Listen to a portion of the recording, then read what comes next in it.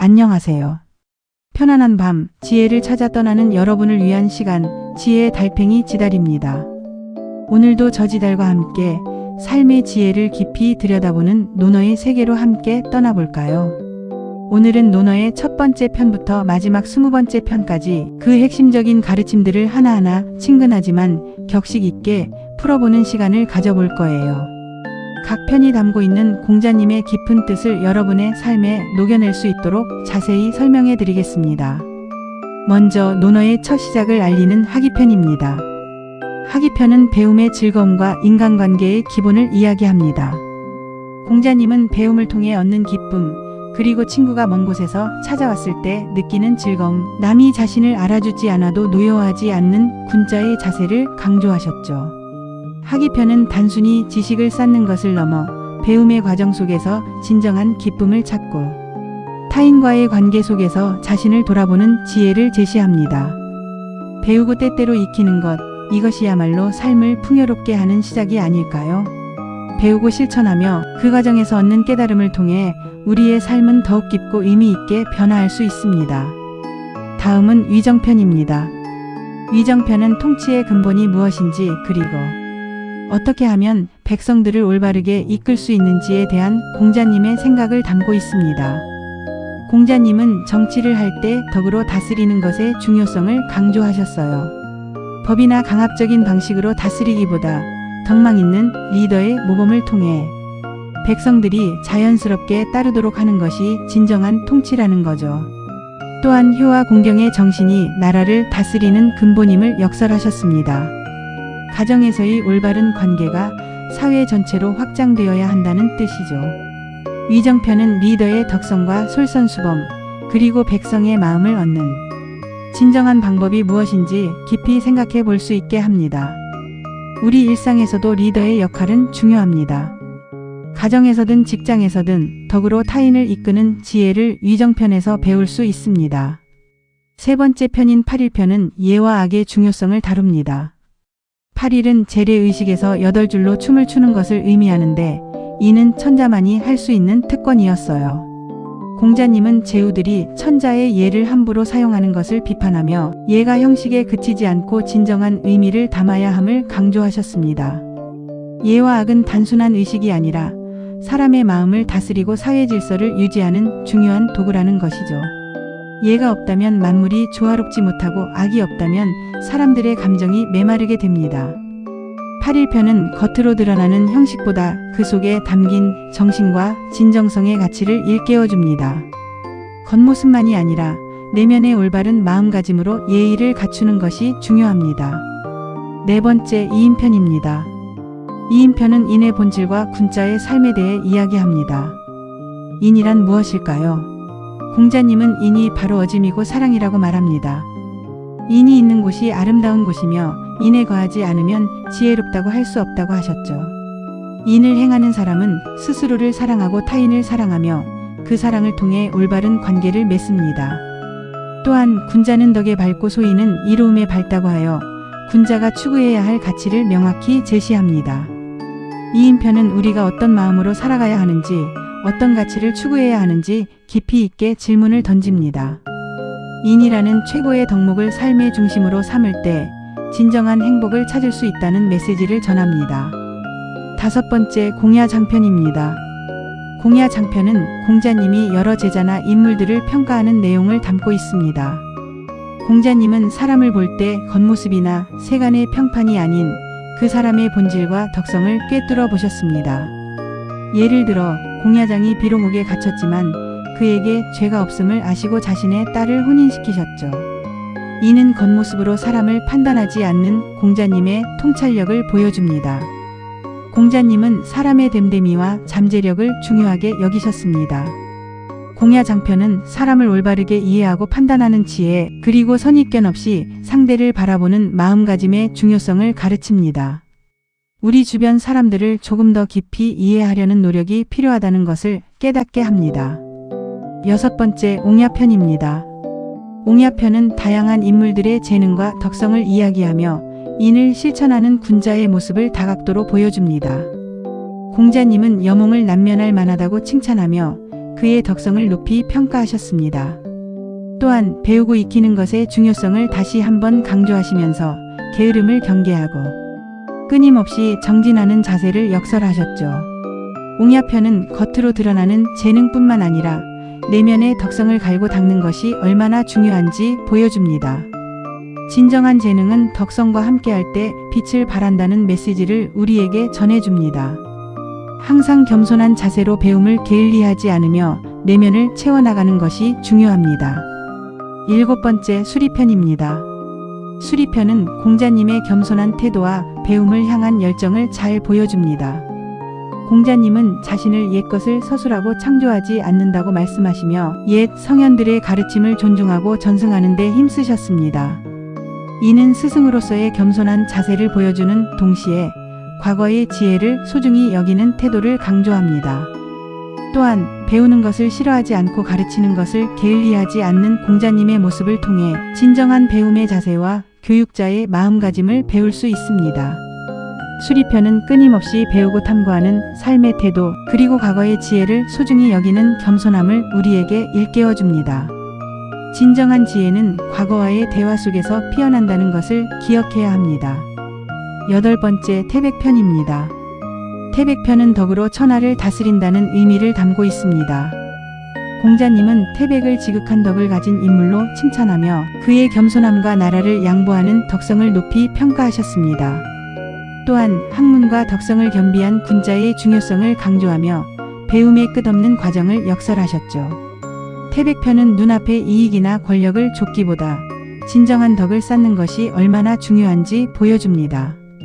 보이지 않는 곳에서 묵묵히 덕을 실천하는 사람이 결국은 사회를 올바르게 이끌어갈 수 있다는 메시지를 전합니다.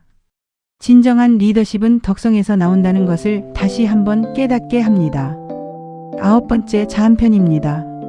자한편은 공자님의 일상적인 모습과 그분의 높은 경지를 함께 보여줍니다. 공자님은 이익을 이야기하는 것을 드물게 하셨고 주로 운명과 인을 말씀하셨다고 합니다. 이는 공자님이 세속적인 이익보다는 더 높은 가치를 추구하셨음을 보여줍니다. 또한 자신을 알아보는 사람이 없음을 한탄하시면서도 하늘을 원망하지 않고 자신을 탓하지 않는 태도를 통해 초연한 군자의 모습을 드러내셨습니다.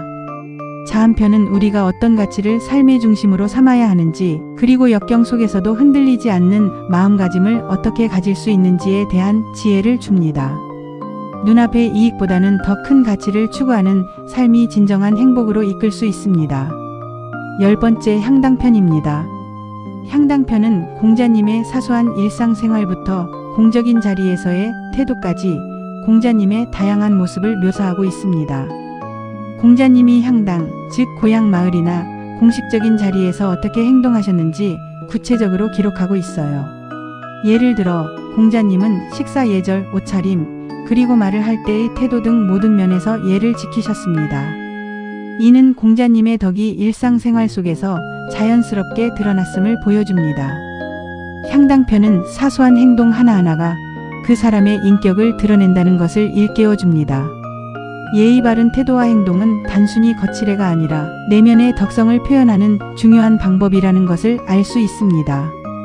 일상생활 속에서 우리는 끊임없이 자신을 돌아보아야 합니다. 11번째 선진편입니다. 선진편은 공자님의 제자들을 평가하는 내용이 주를 이룹니다. 공자님은 각 제자의 재능과 장단점을 정확히 파악하시고 그에 맞는 가르침을 주셨습니다. 예를 들어 안여는 덕행이 뛰어났고 자공은 언변이 뛰어났으며 자로는 정치적인 재능이 있었습니다. 공자님은 제자들이 각자의 장점을 살리고 단점을 보완할 수 있도록 이끌어 주셨죠. 선진편은 스승과 제자의 관계, 그리고 각자의 재능을 존중하고 발전시키는 교육의 중요성을 보여줍니다. 모든 사람이 똑같을 수는 없습니다. 각자의 개성과 장점을 인정하고 그것을 더욱 발전시킬 수 있도록 돕는 것이 진정한 교육자의 자세입니다. 우리도 서로의 다름을 인정하며 함께 성장해야 합니다. 12번째 안연편입니다. 안연편은 인을 실천하는 구체적인 방법에 대해 깊이 있게 다룹니다. 공자님의 제자인 안연이 인에 대해 묻자 공자님은 극기복례를 말씀하셨습니다. 즉 사사로운 욕심을 이기고 예로 돌아가는 것이 인이라는 것이죠. 또한 자기가 원하지 않는 바를 남에게 베풀지 말라는 황금률과도 같은 가르침을 주셨습니다. 안연편은 인이 추상적인 개념이 아니라 일상생활 속에서 실천할 수 있는 구체적인 행동 규범임을 강조합니다.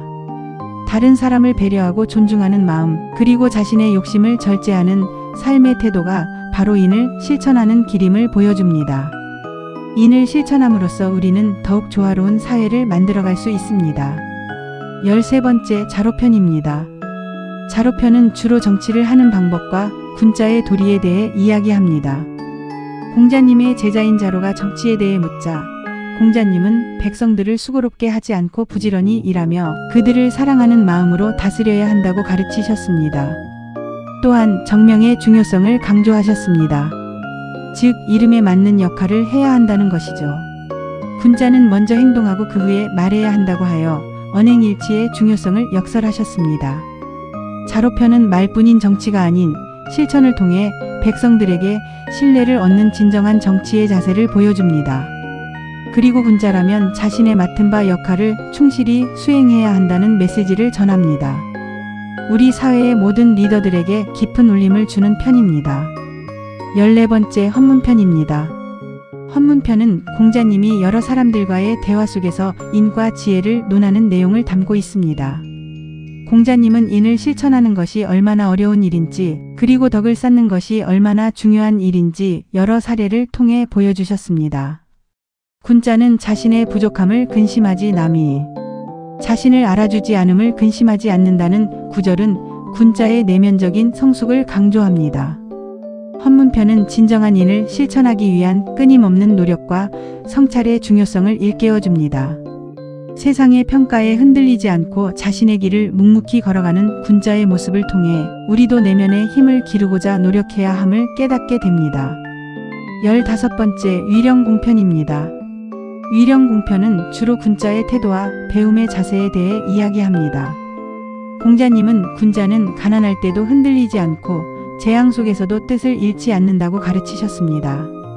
또한 군자는 자신에게서 구하고 소인은 남에게서 구한다고 하여 자신의 부족함을 인정하고 스스로를 돌아보는 태도를 강조하셨죠. 공자님은 생각만 하고 배우지 않으면 위태롭고 배우기만 하고 생각하지 않으면 어둡다고 말씀하시며 배움과 사유의 균형을 중요시하셨습니다. 위령공편은 어떤 상황에서도 흔들리지 않는 군자의 굳건한 정신과 끊임없이 배우고 성찰하는 삶의 태도를 우리에게 보여줍니다. 지식과 지혜는 균형 잡힌 사고에서 비롯됩니다. 16번째 계시편입니다. 계시편은 정치적인 혼란 속에서 공자님이 제시하는 올바른 정치관과 사회질서 유지의 중요성을 다룹니다. 당시 노나라의 권력을 쥐고 있던 계시 가문의 전횡을 비판하며 공자님은 나라를 다스리는 자가 명분을 바로잡고 예와 악을 통해 백성을 교화해야 한다고 강조하셨습니다. 천하에 도가 있으면 예악정벌이 천자에게서 나오고 도가 없으면 제후에게서 나온다고 하여 질서의 중요성을 역설하셨습니다. 계시편은 권력을 가진 자들이 자신의 역할을 올바르게 인식하고 예와 법도를 지켜 사회 질서를 유지해야 함을 강조합니다. 모든 사회 구성원이 각자의 역할을 다할 때 비로소 평화로운 세상이 올 수 있다는 메시지를 우리에게 전해줍니다. 17번째 양화편입니다. 양화편은 당시의 혼란스러운 정치 상황 속에서 공자님이 인재, 등용과 교육의 중요성을 강조하는 내용을 담고 있습니다. 공자님은 덕 있는 인재를 등용하고 백성을 올바르게 교육하는 것이 나라를 부강하게 하는 길이라고 말씀하셨습니다. 또한 성품은 서로 비슷하나 습관 때문에 멀어진다고 하여 교육과 환경의 중요성을 강조하셨습니다. 양화편은 사람의 본성은 선하지만 후천적인 노력과 교육을 통해 더욱 발전할 수 있음을 보여줍니다. 그리고 진정한 인재를 알아보는 안목과 그들을 올바른 길로 이끄는 리더십의 중요성을 일깨워줍니다. 우리 주변의 사람들을 믿고 그들의 잠재력을 키워주는 노력이 필요합니다. 18번째 미자편입니다. 미자편은 혼란스러운 시대를 살았던 은둔자들의 이야기를 통해 공자님이 추구했던 이상적인 사회와 현실의 괴리를 보여줍니다. 공자님은 세상을 바로잡기 위해 끊임없이 노력했지만 현실의 벽에 부딪혀 어려움을 겪으셨습니다.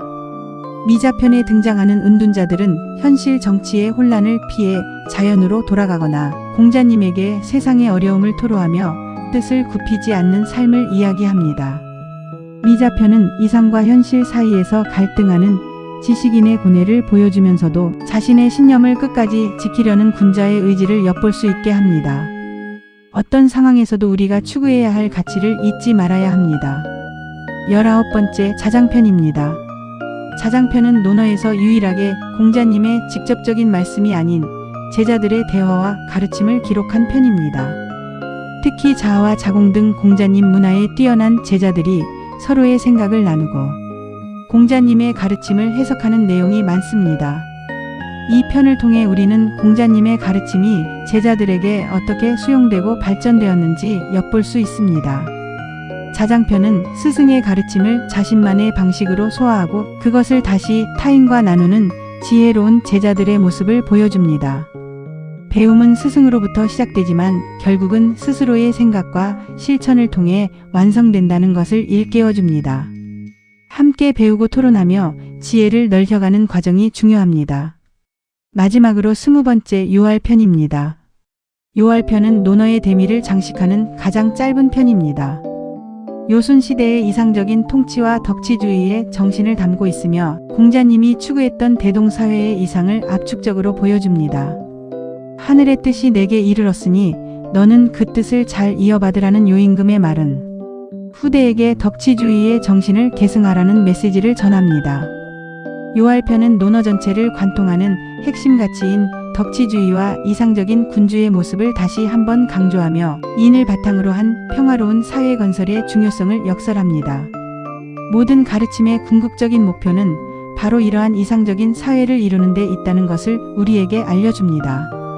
여러분, 오늘 저지달과 함께 논어 20편이 깊은 지혜 속으로 여행을 떠나보셨는데 어떠셨나요? 공자님의 가르침은 수천 년의 시간을 넘어 지금 이 순간에도 우리에게 큰 울림을 줍니다. 각 편마다 담겨있는 지혜로운 말씀들을 여러분의 삶에 적용해보고 더 나은 나를 만들어가는 계기가 되었으면 합니다. 논어는 단순히 옛 성현의 이야기가 아니라 오늘을 살아가는 우리에게 필요한 삶의 나침반이 되어줄 거예요. 오늘 밤 논어의 가르침을 마음속에 새기며 깊은 성찰의 시간을 가져보는 건 어떨까요? 책을 펼쳐 한 구절이라도 다시 읽어보는 것도 좋고 오늘 들었던 이야기 중 가장 마음에 와닿았던 메시지를 떠올려보는 것도 좋습니다. 그 작은 실천이 여러분의 내일을 더욱 풍요롭게 만들 것입니다. 이상 지혜의 달팽이 지달이었습니다. 편안한 밤 되세요.